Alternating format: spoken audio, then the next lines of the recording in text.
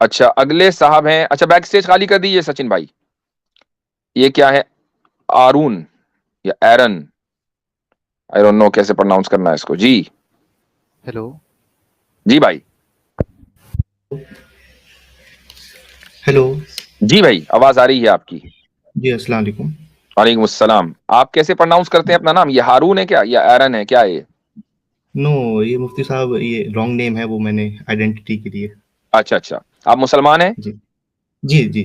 اچھا جی فرمائیے. مفتی صاحب سب سے پہلے تو میں آپ کا شکریہ ادا کرنا چاہتا ہوں, اور ساتھ میں آپ کی ٹیم کا, کہ آپ کی وجہ سے میں کافی زیادہ جو یہ ایکس مسلمس کے یہ جو الٹی سیدھی باتیں تھیں ان سے بچا.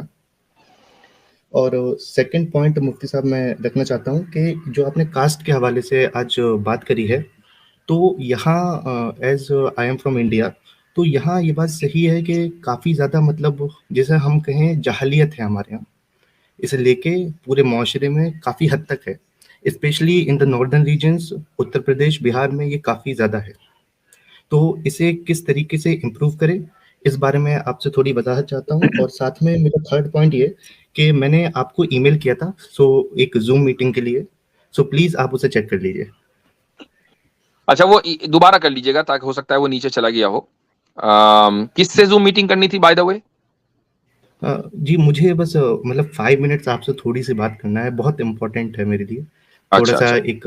جی دوبارہ کر لیجیے گا ای میل, تو میں انشاءاللہ اگر وہ نیچے نہ گیا تو پھر وہ آ جائے گا اوپر, میں دیکھ لوں گا. جی.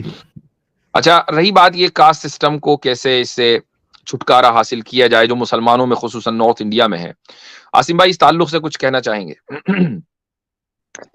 جی سر, یہ بہت سب سے اہم مسئلہ یہی ہے کہ ہم اس کا ڈینائی کہ ذات پات یا کاسٹ کے بنیاد پہ جو ہے چیزیں غلط نہیں ہو رہی ہیں. کچھ لوگوں کو یہ لگتا ہے کہ اگر ہم کرسائز کرتے ہیں, کہ جیسے میں نے ویڈیو ہی بنائی تو اس پہ لوگوں کو یہ لگنے لگا, کچھ لوگ آگے کمنٹ میں کہہ رہے تھے کہ ڈینائی کر رہے ہیں آپ, کہ ایسا ہم اس کو ڈینائی نہیں کرتے کہ ذات کی بنیاد پہ تفریق نہیں ہے یا کچھ غلط نہیں ہو رہا ہے.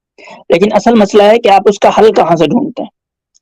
آپ یا تو لبرل فریم ورک سے اس کا حل ڈھونڈیں گے, یا پھر آپ اسلامی نقطہ نظر سے اس کا حل ڈھونڈیں گے. تو ہم یہی کہہ رہے ہیں کہ آپ لبرل فریم ورک کو چھوڑیں. اگر آپ نے اس کی بنیادوں پہ مسئلے کو حل کرنے گئے تو آپ ایک مسئلے کو حل کر کے 4 مسئلہ اپنے یہاں پیدا کریں گے.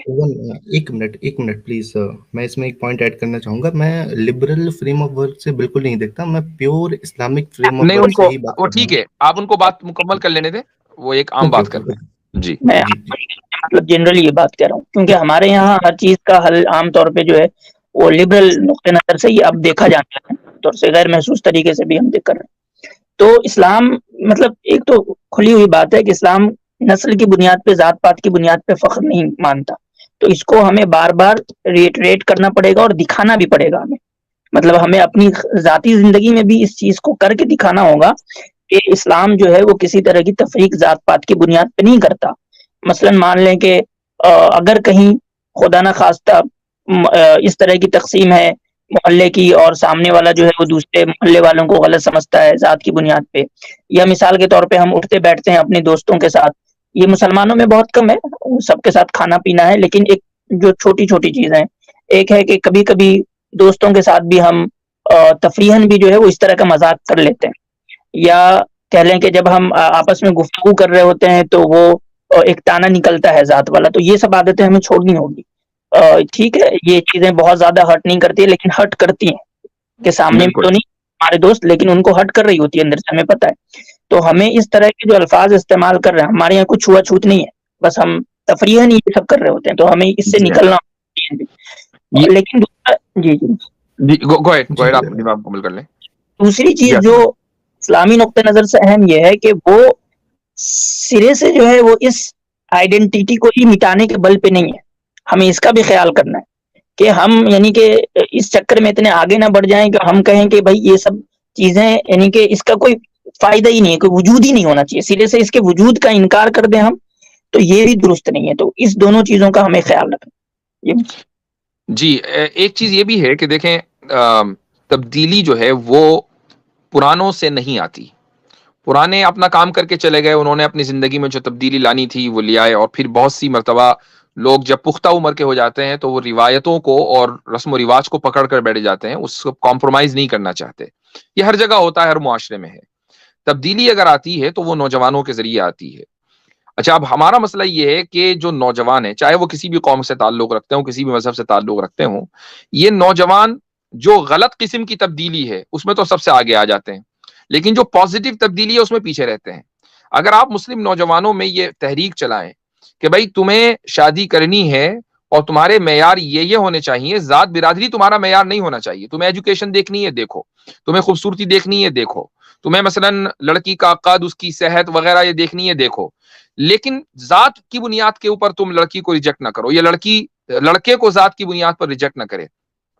میں یہ کہتا ہوں آگے بڑھ کر، آئی نو کہ یہ بہت سی مرتبہ لوگوں کے لیے ڈیفیکلٹ ہوگا، لیکن اگر لڑکے کو اپنے خاندان کے خلاف جا کر، خاندان کا مطالبہ غلط ہے ذات کی بنیاد پر، اور وہ اپنے خاندان کے خلاف جا کر ایک ایسی لڑکی سے نکاح کر رہا ہے کہ جو دیندار ہے لیکن ذات برادری اس کی دوسری ہے، جس کو اس لڑکے کی ذات برادری والے نیچ سمجھتے ہیں، تو میں یہ کہوں گا کہ یہ ایک مستحسن عمل ہے، اس لیے کہ وہ اس تبدیلی کے ذریعے، اپنی زندگی میں اس تبدیلی کے ذریعے دوسروں کو ایک پازیٹیو پیغام دے رہا ہے.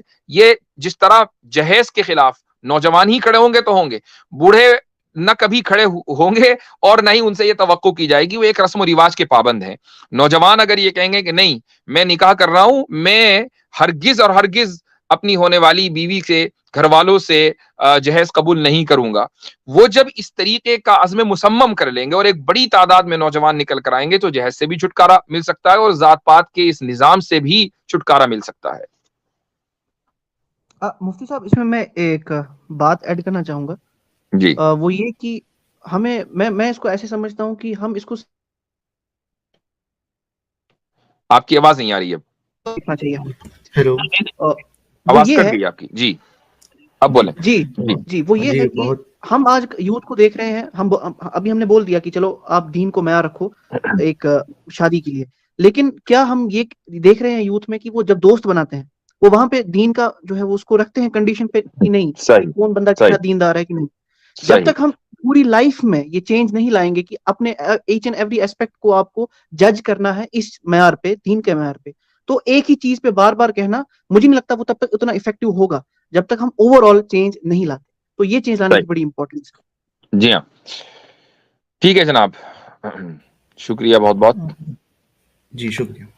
اچھا جی، اگلے کالر ہیں ہمارے ساتھ. سبق پھر پڑھ صداقت کا، عدالت کا، شجاعت کا، لیا جائے گا تجھ سے کام دنیا کی امامت کا. سبق پھر پڑھ صداقت